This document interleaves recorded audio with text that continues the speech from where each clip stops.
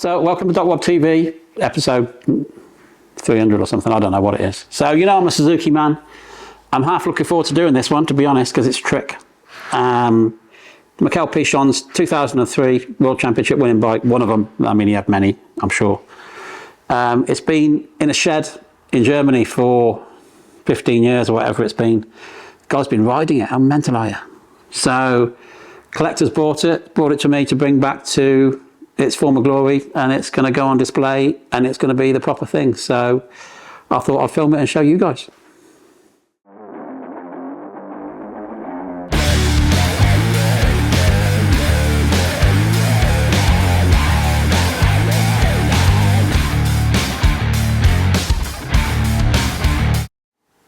So being a Suzuki fan, it was awesome to see them guys win a world championship in 03 with Mickael Pichon, the French guy. Super nice guy, really cool.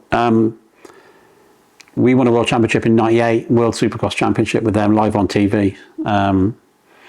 What was cool is, like, with the 99 model Suzukis, they had to do a second production run because of the Eurosport coverage. Sylvain Gabor said to me that the factory had to retool up and make more RM250 because they sold out, which is pretty cool. Anyway, so I've got history with Suzuki. I used to work with Sylvain quite a bit. In 03 I was in the States full time working for Smith at that point, so I didn't really see this bike too much, so I'm working off pictures like everybody else, but I do know how much they change week in, week out. Now, some people, they look at pictures and that's the Bible to them, but believe me, that bike would have changed in between races, after photo shoots. The photo shoots compared with the race bikes are completely different.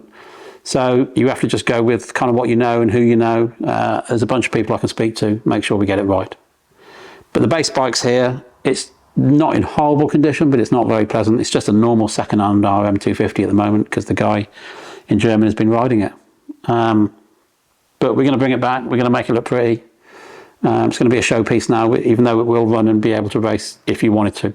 So I'll show you some of the little details that make it special.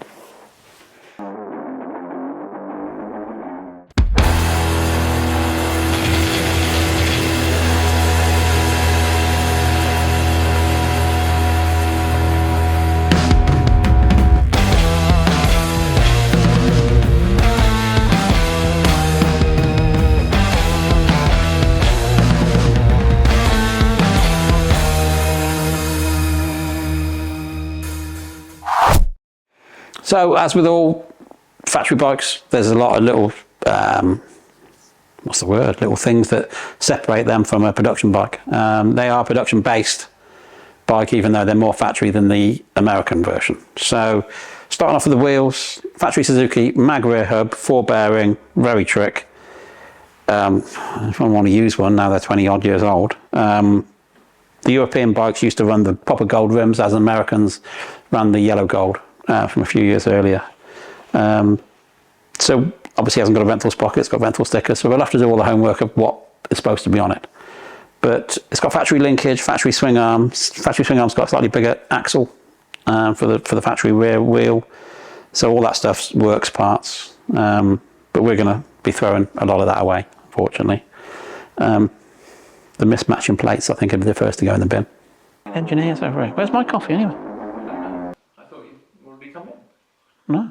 For some reason it's got odd foot pegs on it. So this one is a stock peg with a bit welded around the outside. The other side's a factory one. No idea why.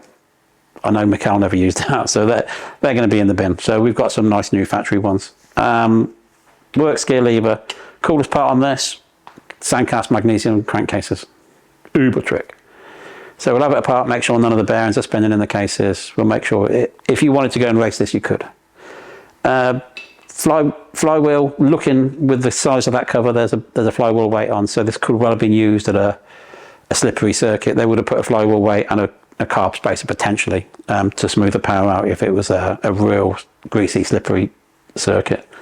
At the moment it's got a plastic tank. We're going to need to find the correct aluminium tank for it, so that's not right at all. Works frame, I'll show you the paint mark, so it's gone through tech control at a Grand Prix before now, so that's patina for you.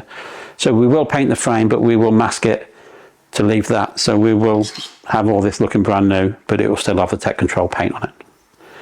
Works triple clamps, works carb, forks and shock. The shock's uber cool, I'll show you that in a second. It's got the separate high and low speed adjusters, which were reserved for factory Kawasaki's, factory Suzuki's of the day. Really nice. Honda front brake, it's just what they ran. Don't ask me why they didn't try to make it look like a Suzuki one, but they didn't. With a magnesium oversized caliper. Disc looks god awful with that yellow carrier. I don't know what's going on there. We'll make it look pretty. Carbon fibre power valve covers, which I didn't know they used, but apparently they're correct. So oversized rads or hand welded, and the pipe will be, it's a works pipe, so there's only one person I know in the world who can bring that back. There's a guy called David Spinazzi in Italy. So we'll have to ship it to Italy, have him redo it and get it back. The man's a wizard, believe me. When you see that pipe, how it looks now and how it will look, he's the boy.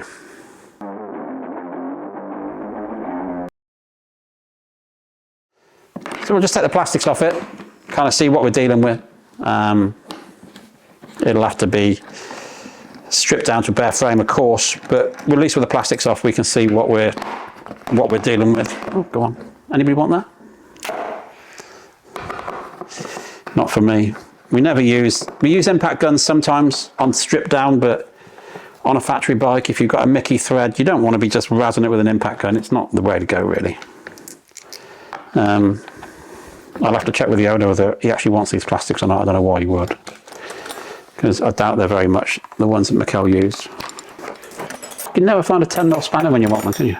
I don't know if you can see the silencers, a proper factory carbon fibre titanium silencer. Really nice. I know the American guys never got those. They used to run a Shorty Pro Circuit, but in Europe they ran the big silencers. They're really cool.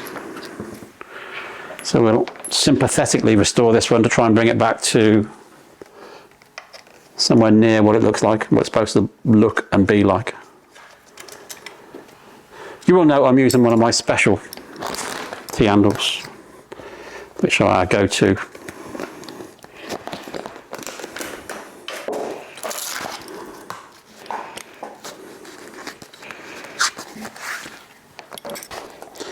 Just to get the plastic off, we can have a little look, see what we're dealing with. Our pipe is rough. I'm not sure whether my man can bring it back. I'm sure he can have a go.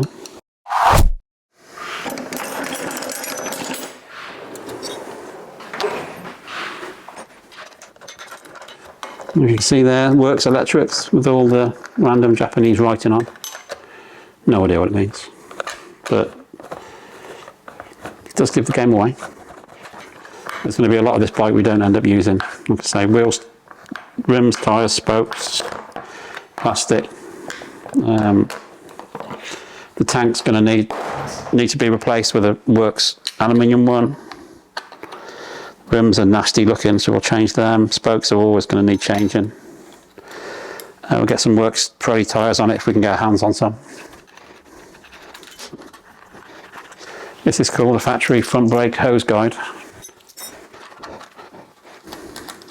Any advantage? Just not really. It's just cool. I don't really know why. You see, like the nuts are like cool, and it's got like a threaded bar that's welded together. Looks like a chain, split link for a chain, but it's pretty cool. If I wasn't throwing it all over the floor.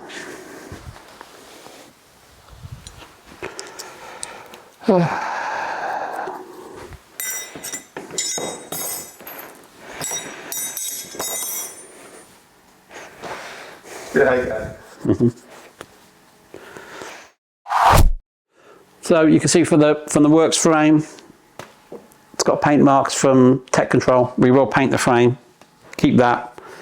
The really cool Sandcast shock body with high and low speed separate adjusters. That's off the scale cool.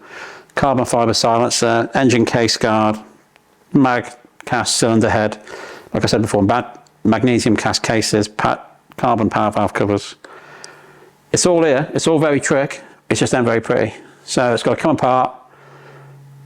Reuse as much of it as we can to keep its patina, but obviously it's going to want new plastics graphics. New alley tank, new rims, new chain, new sprockets. So all the consumable stuff will get changed.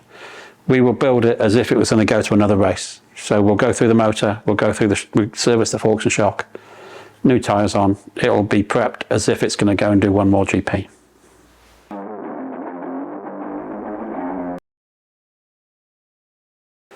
Now I can have it apart because I'm waiting on the second batch of the trials bike stuff to go for plating. So I'm waiting on this so I can send it for plating and that. So I'm like, I need you to come down and film because I need to get this apart. So now we filmed the before shots. I'll take this thing apart. We'll have it down to bare crankcases, bare frame, and we'll show you what's inside it. I know what's in there, but I'll show you. So it's going to be pretty cool. We'll get it apart. It's going to be sacrilege. Just get a bolt copper and cut the spokes out.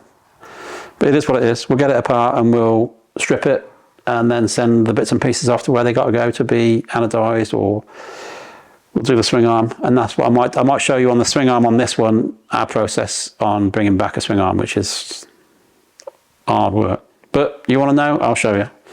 So this one's a bit daunting. We've been trusted with the build on it, which is nice. I'm not sure how many people could actually do it. So it's nice to know. If there's anything missing, I've probably got it in stock anyway. But there is another build which is scaring me because it is going to be a bastard to do. And if we can pull this one off, then I'm going to be proper smug, believe me. So have a look at this.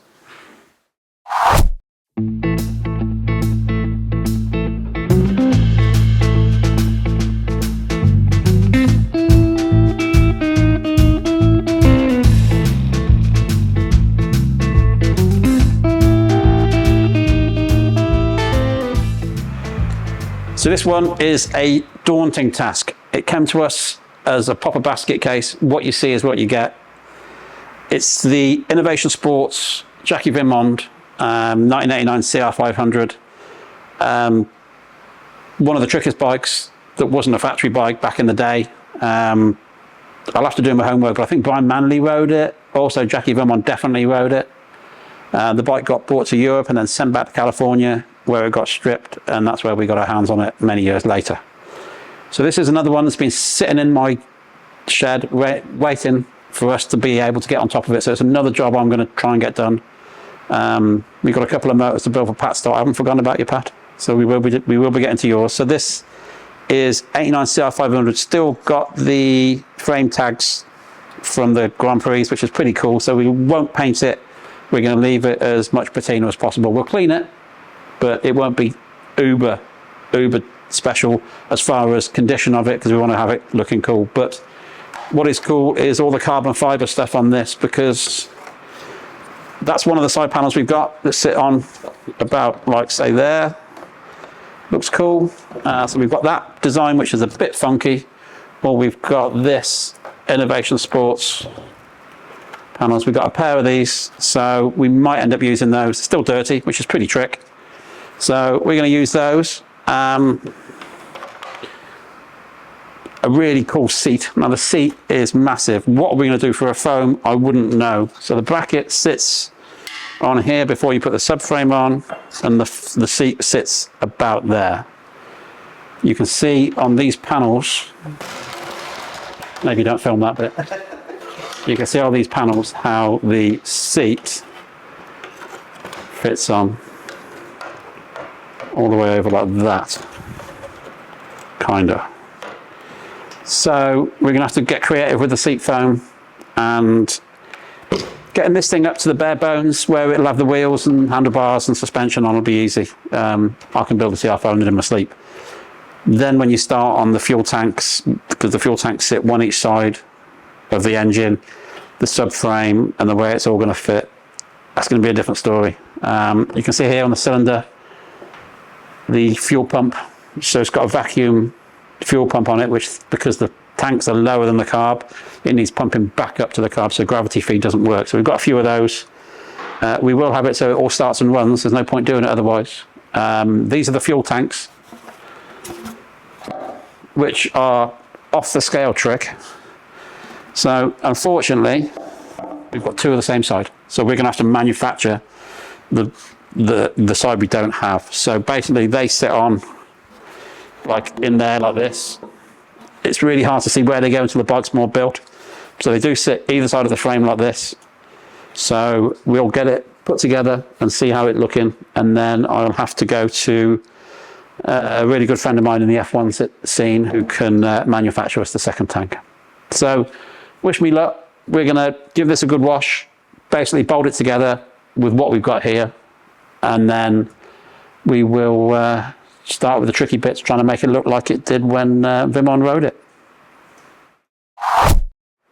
So when you see this bike, it's like 35 years old, and how trick it looks now, you realise how much Jim Castillo was ahead of his time.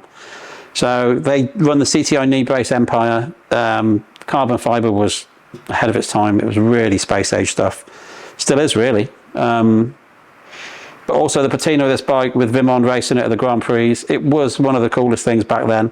Certainly is now. The only thing we are struggling a little bit is with photographs of how it's supposed to look. We're going to have to create seat foams. We're going to have to make a certain amount of stuff for it. But, you know, we've been entrusted to build this, so we're going to do the very best we can with it. So I wouldn't like to figure out how many hours we're going to spend on this particular bike, because I'm sure we'll be on less than minimum wage because we're greedy by all accounts.